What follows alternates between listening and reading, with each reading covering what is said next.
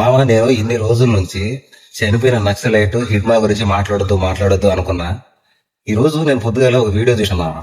అతను చనిపోయిన వెంటనే ఈ నా కొడుకులు, ఈ చెత్త నా కొడుకులు, పాందిన నా కొడుకులు ఏం చేశారంటే అక్కడ మైనింగ్ స్టార్ట్ చేసిన మామ. ఇన్ని సంవత్సరాలు హిడ్మాన్ పట్టుకోలేని ఈ నా కొడుకులు వాళ్ళని పోలీసు వాళ్ళను కుక్కను కాల్చినట్టు కాల్చి చెప్పిన హిడ్మాకి నిజం చెప్తున్నా, సెల్యూట్ చెప్తున్నా హిడ్మాకి. ఎందుకంటే ఒక నక్సలైటు అలా అంతమందిని భయపెట్టినట్టు అది మామూలు విషయం కాదు.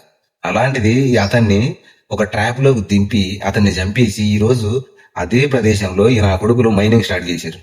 ఇంత లుచ్చప్పుకు బతుకులు ఎందుకురా మీకు? నాకు అర్థమైతలేదు. అవసరమా చెప్పు? పైసా కోసం పీ తింటారా?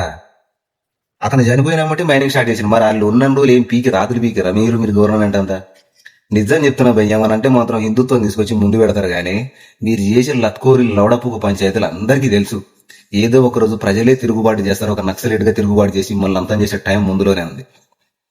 అడవి బాగుంటే మనం బాగుంటాం, అడవి పచ్చగుంటే మనం పచ్చగుంటాం. అదే అడవి ఎండి పీకింది అనుకో మీ బతుకులు గిట్టే ఎండి పీకుతాయి. అర్థమైందా? మిమ్మల్ని ఎట్లా చేయాలో అట్లా చేసే స్థితికి తీసుకొచ్చే పరిస్థితి వస్తుంది.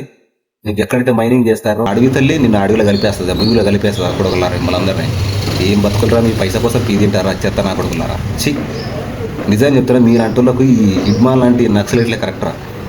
జోహార్ హిడ్మా భాయ్, జోహార్.